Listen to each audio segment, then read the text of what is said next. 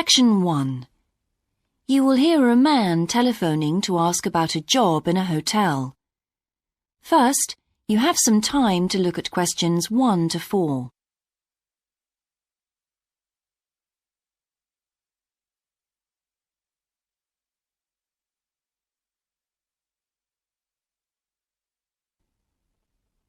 Now we shall begin. You should answer the questions as you listen, because you will not hear the recording a second time. Listen carefully and answer questions 1 to 4. Hello, West Bay Hotel. Can I help you? Oh, good morning. I'm ringing about your advertisement in the Evening Gazette. Is that the one for temporary staff? That's right. Yes, I'm afraid the person who's dealing with that isn't in today, but I can give you the main details if you like. Yes, please. Could you tell me what kind of staff you're looking for? We're looking for waiters at the moment. There was one post for a cook, but that's already been taken. Oh, right. What are the hours of work? There are 2 different shifts.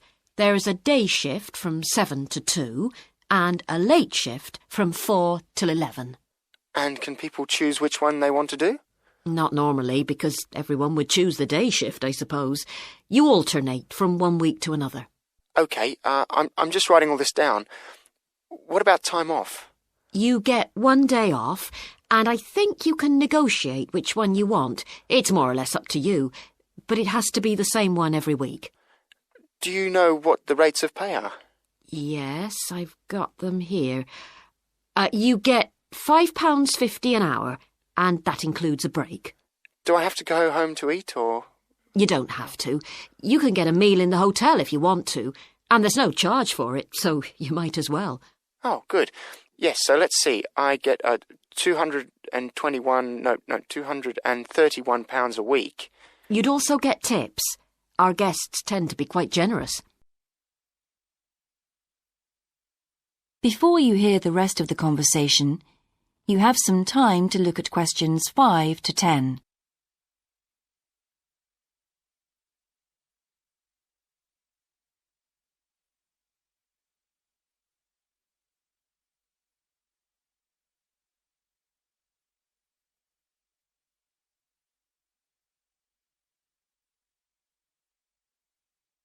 Now listen and answer questions 5 to 10.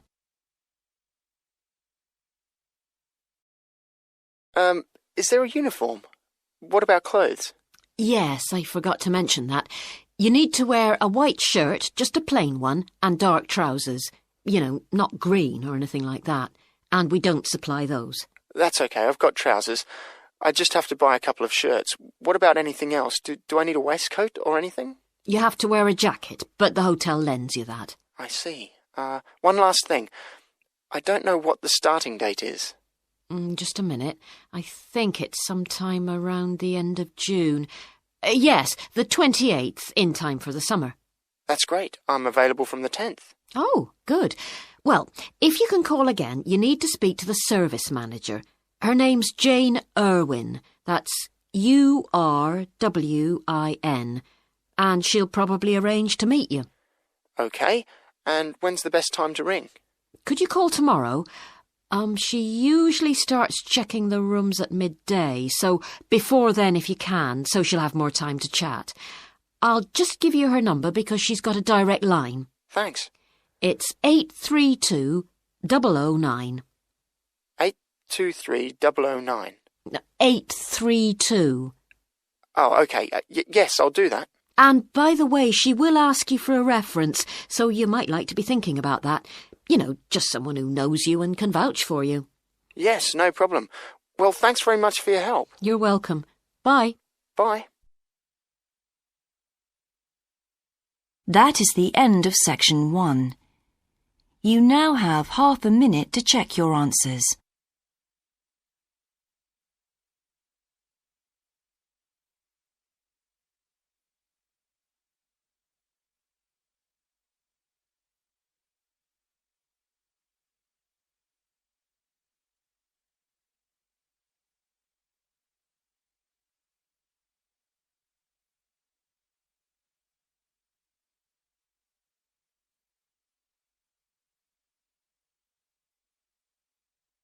Now turn to Section 2.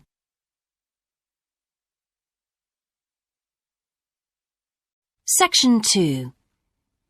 You will hear a man being interviewed on local radio about a plan to improve a suburb called Red Hill. First, you have some time to look at questions 11 to 13.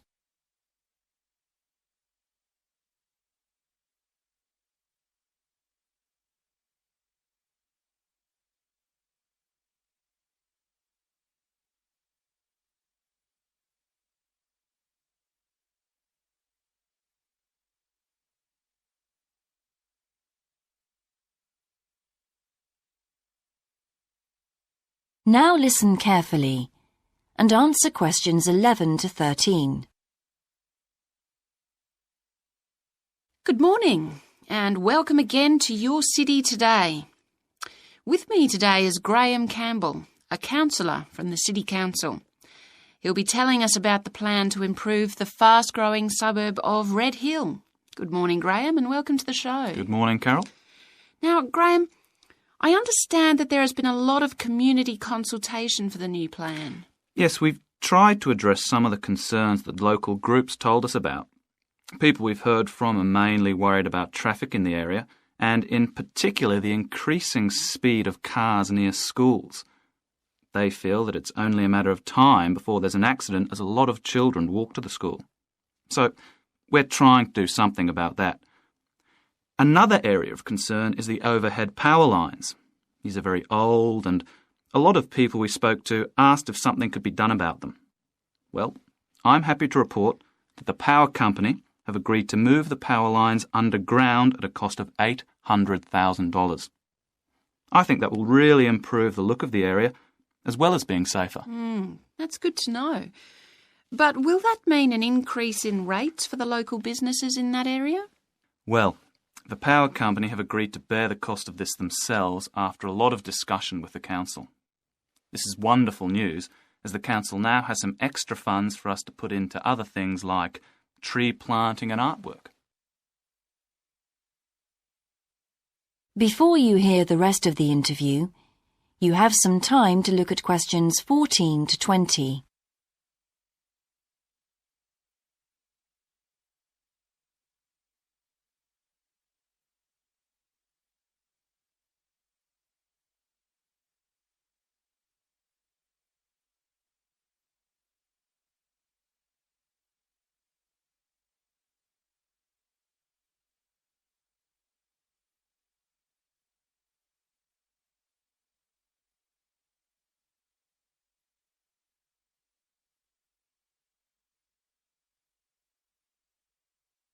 Now listen and answer questions 14 to 20.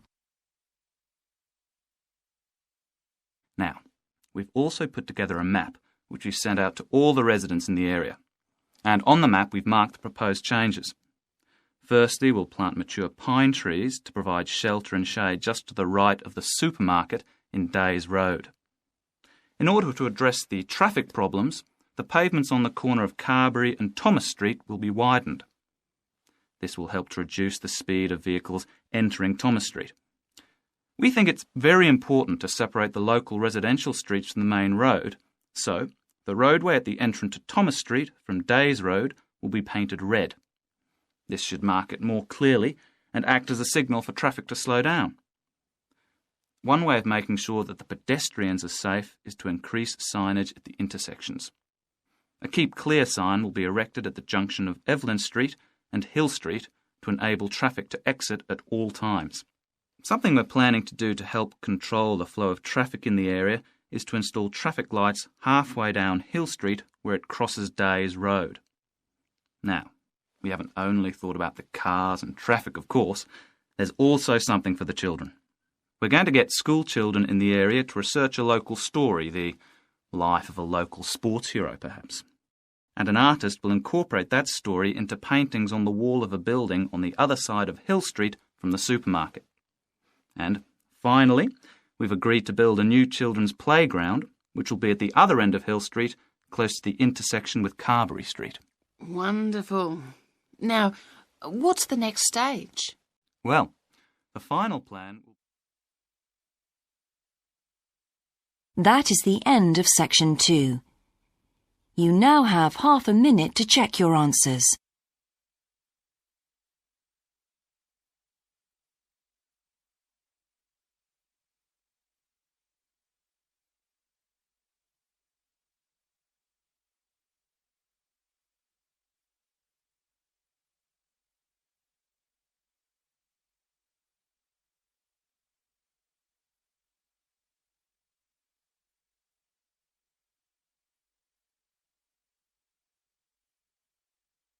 Now turn to section 3.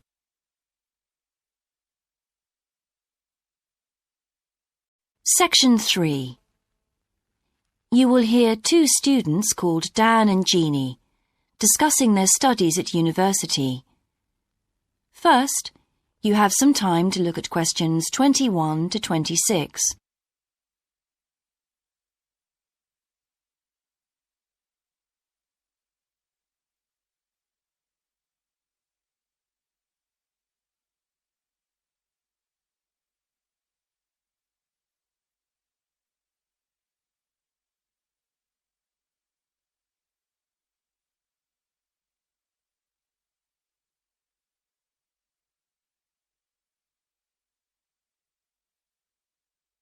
Now listen carefully and answer questions 21 to 26. Hi Jeannie, how's it going? Oh, hello Dan. Pretty well, thanks. Have you managed to get the money for the course yet? Yes, that's all sorted out now, thanks. It took long enough though. It was practically a year ago that I applied to my local council for a grant, and it took them 6 months to turn me down. That's really slow. And I thought I was eligible for government funding, but it seems I was mistaken. So then I asked the boss of the company I used to work for if they would sponsor me, and much to my surprise, he said they'd make a contribution. But what about college grants and scholarships? There must be some you could apply for. Yes, there are, but they're all so small that I decided to leave them until I was desperate. Uh-huh. And in fact, I didn't need to apply. My parents had been saying that as I already had a job, I ought to support myself through college. But in the end, they took pity on me, so now I've just about got enough. That's good. So now I can put a bit of effort into meeting people. Haven't had time so far. Any suggestions?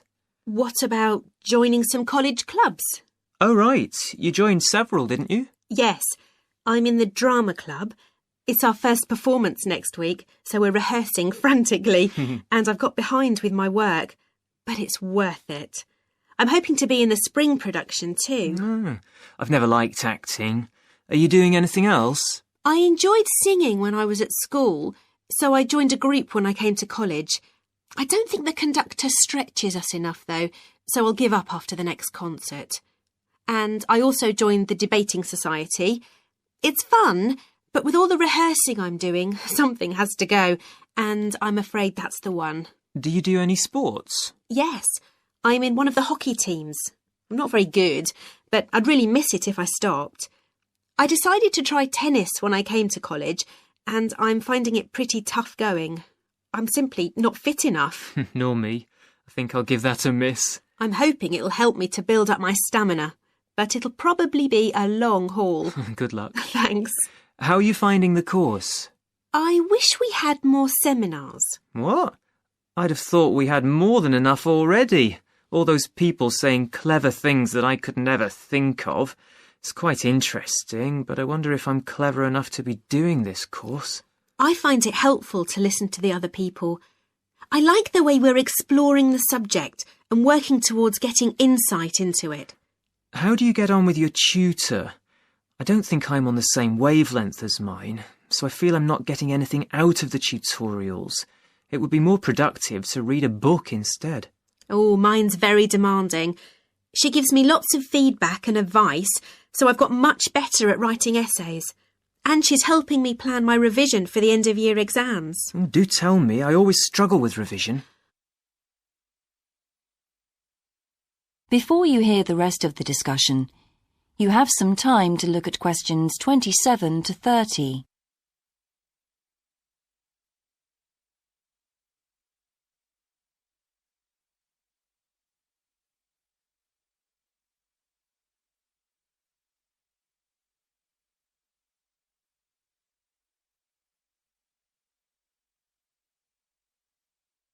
Now listen and answer questions 27 to 30. Well, the first thing is to find out exactly what's required in the exams. Would it help to get hold of some past papers? Yes, they'll help to make it clear. Right, I'll do that. Then what? Then you can sort out your revision priorities based on what's most likely to come up. I put these on a card and read them through regularly. But that isn't enough in itself. You also need a timetable to see how you can fit everything in the time available. Then keep it in front of you while you're studying. I've done that before, but it hasn't helped me. Maybe you need to do something different every day. So if you break down your revision into small tasks and allocate them to specific days, there's more incentive to tackle them. With big topics, you're more likely to put off starting. Good idea. And as I revise each topic, I write a single paragraph about it. Then later I can read it through quickly and it helps fix things in my mind. Oh, that's brilliant. I also write answers to questions for the exam practice. It's hard to make myself do it, though. Well, I'll try. Thanks a lot, Jeannie. That's a great help. No problem. See you around. Bye. That is the end of section 3. You now have half a minute to check your answers.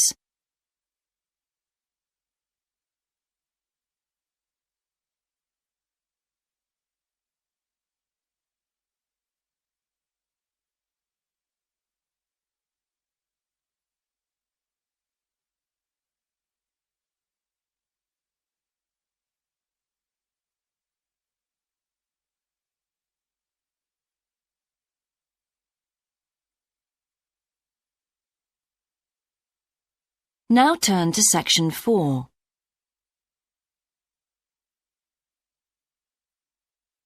Section 4.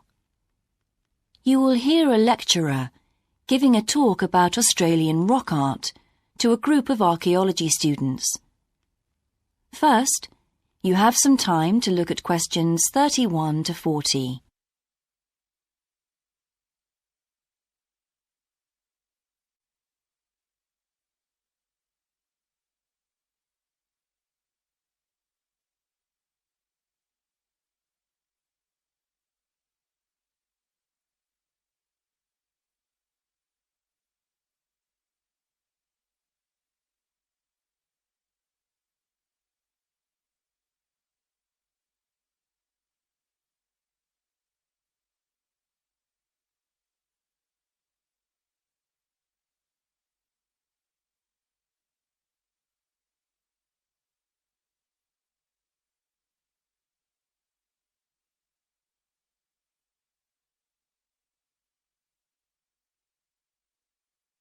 Now listen carefully and answer questions 31 to 40.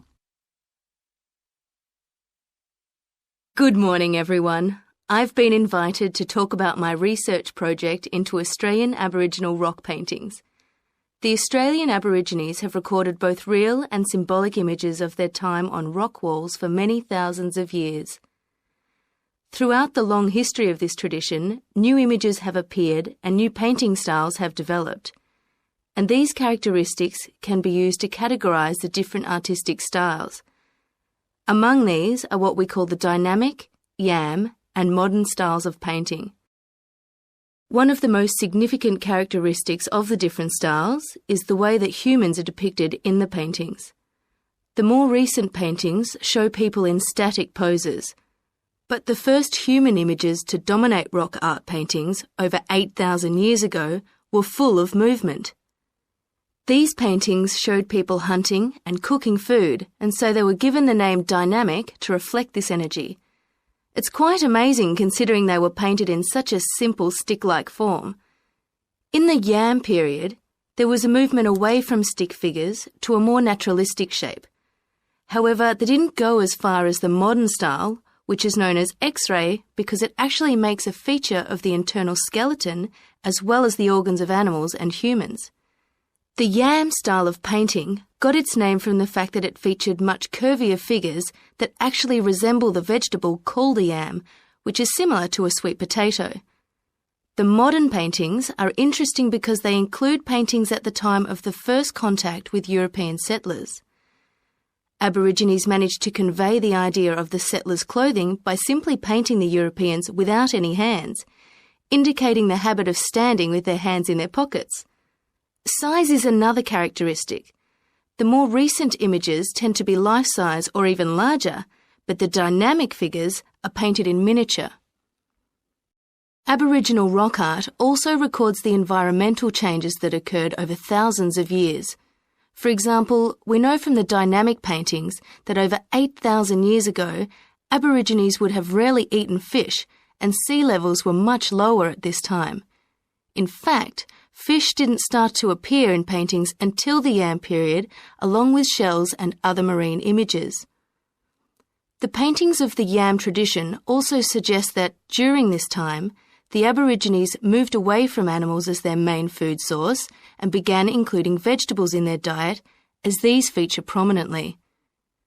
Freshwater creatures didn't appear in the paintings until the modern period from 4,000 years ago.